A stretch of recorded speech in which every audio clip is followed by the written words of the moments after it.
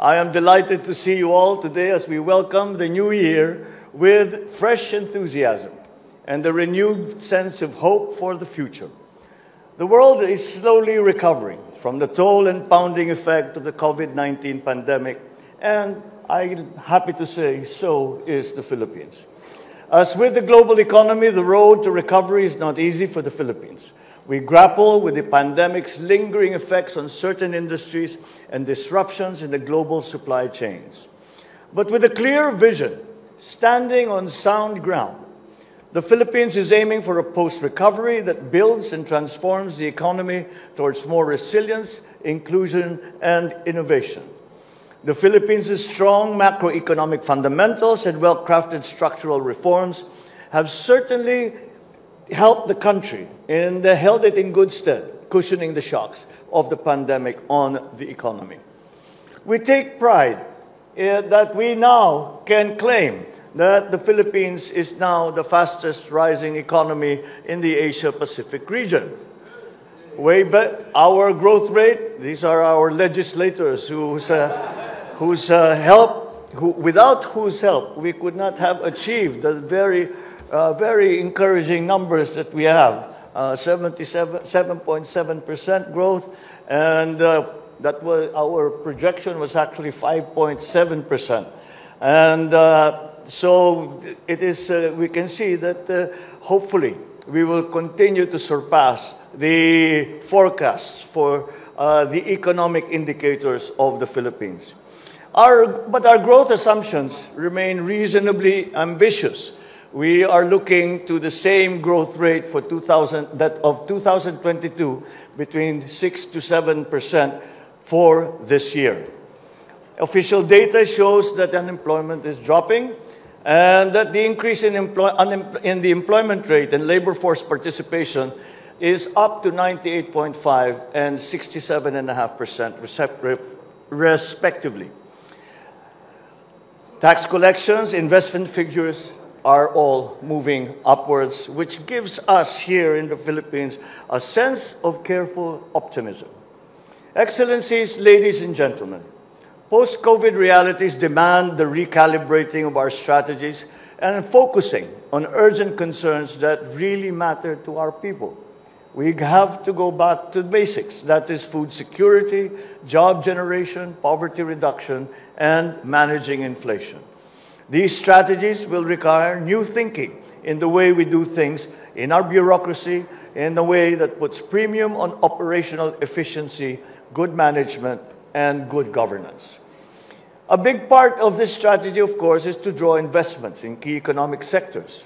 I'm sure that with the talks that we have had with many of your members of the diplomatic corps, you are familiar with our priorities in agriculture, renewable energy and infrastructure, and ensuring opportunities and investment that lead to and translate into actual projects that will be felt by the ordinary Filipino. My recent trip to Davos for the World Economic Forum was particularly important because it had provided an opportunity to herald the good news about the Philippine economy and announce our plans and programs to global business leaders. I also unveiled the plan for the creation of a sovereign wealth fund, the Maharlika Fund.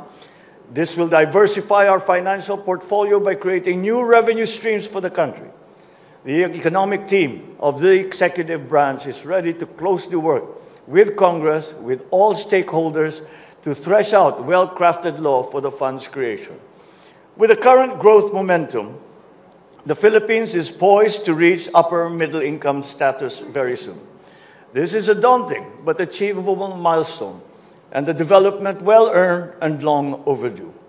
We want this to have meaning and impact to the lives of more than 110 million Filipinos and to set the future generations of Filipinos on a more robust path to social and economic well-being. Excellencies, ladies and gentlemen, I just rolled out the Philippine Development Plan that will serve as a blueprint for the country for the next 6 years.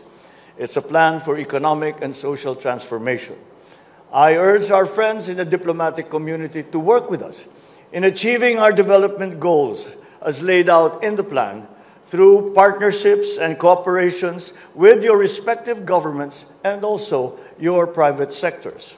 Let us discuss opportunities where our countries can participate to the mutual benefit of the Philippines and your countries.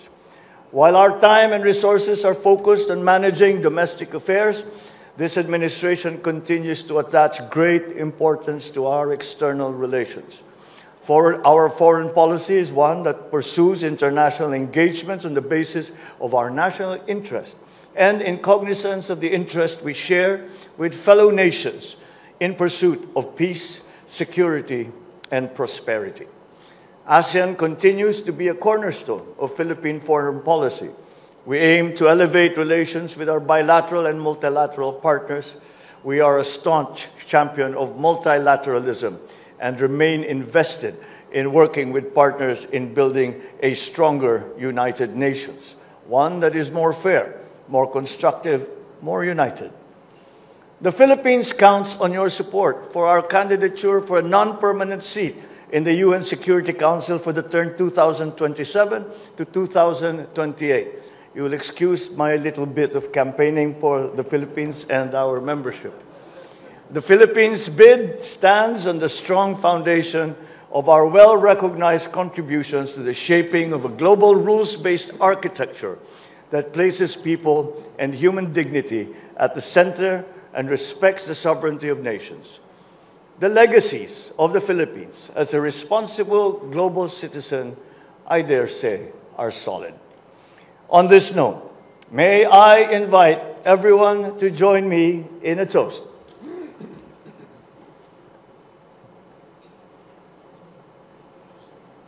To our friends from the diplomatic community, may we continue to strengthen the bond of our countries for the mutual benefit of our peoples and our countries. To my able colleagues in government, may we be guided by the Almighty as we continue to fulfill our mandate in the service of the Filipino people. And to my countrymen, our journey is a collective effort where everyone has a stake. Let us all work together for a brighter future, for a better Philippines.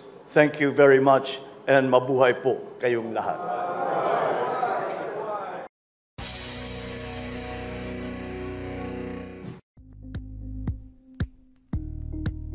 Thank you for watching Politico TV. Please like and subscribe to our channel for more videos.